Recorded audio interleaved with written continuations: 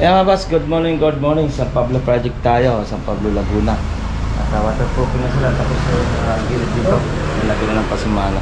Tara, check natin mga boss. Mamaya punta tayo ng Calamba Park Place, check na rin natin doon. Ayan mga boss, at malinis na. Ito, nalagyan na yung pasimala natin. Okay na. At hindi na yan basta magdudumig ano. Natural yun talaga, meron talaga yan. Then may sariling drain talaga yan doon. Meron pang butas dito. May PVC na tayong binili. May butas na. Diyan na magdi-drain yan. Dos lang to kasi wala naman itong masyadong ulan. Kumbaga tapyas lang. Lumakas lang dito.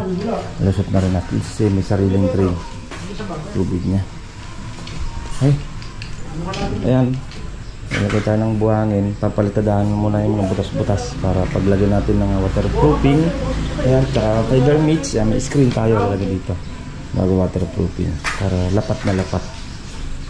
Paano lang muna natin, papalitadahan muna natin yung butas-butas para maganda yung kapit ng ating waterproofing. Okay, ating San Pablo project. Boss, yan ang ating kunting pasilip dito sa San Pablo, Laguna project natin. And then papunta ako sa Calamba Park Place. Check na rin natin yung Calamba Park Place. Update ko kayo pag nandun na ako. Let's go. Yan boss, dito na tayo sa Calamba Park Place. Lipin na natin to yung interior nating ginagawa dito. Tara, let's go. Ayan Calamba Park Place tayo. Check natin dito. Tinahukay na natin yung parang TV console dito, lalagyan natin ng poste. Tsaka doon sa isa, ayan, hukay na rin. Saan? Gagawa na ito ng poste. Para mabuhusan na ito.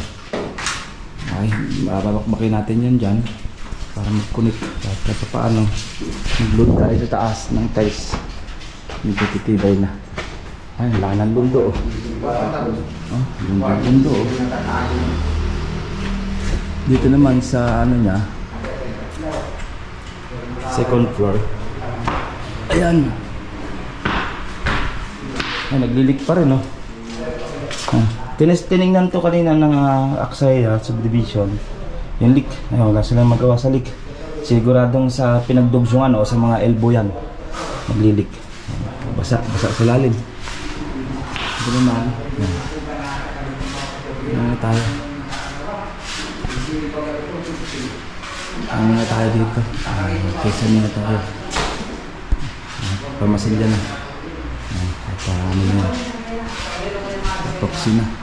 Dugsungan. And then sunod yan. At division na tayo. Hintayin muna natin malagyan ng ano doon. Ng TV console. Bago tayo mag-tiles dito para mag-load. Ay nakakulit na yung ating dalawang poste. Ay. Sige na tayo. Kaya ba, yan ang ating kunting pasilip mga San Pablo project natin. And dito tayo sa Calamba Park Place. Dagdagan natin ng rivet o tugsungan. Dagdagan natin kahit mga 2 inches o 5 cm. Tugsungan daw sa init ng panahon. Tagtag na yung butas.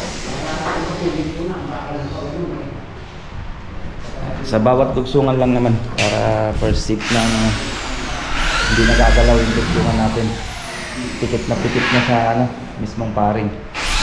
Okay, kaya update natin, may bukas na ulit itong project na tapos. Hanggang dito na lang at tayo na pinatawag. Ito pong J. Uragon Vlog, napakaganda po ng channel na ito, no? Tungkol po ito sa construction. Actual construction po ang channel na ito, no? Pag pinanood nyo po ito, panalo po kayo sa channel na ito. Napakaganda po ng mga video niya. Lalo na pong magaganda, no, yung mga iba't ibang design niya. Kakaiba po yung mga iba't ibang design niya sa mga kisame. Subukan nyo pong panoorin J. Uragon Vlog na ito. Matutuwa po kayo pag pinanood nyo po yung mga video niya. Maraming salamat po.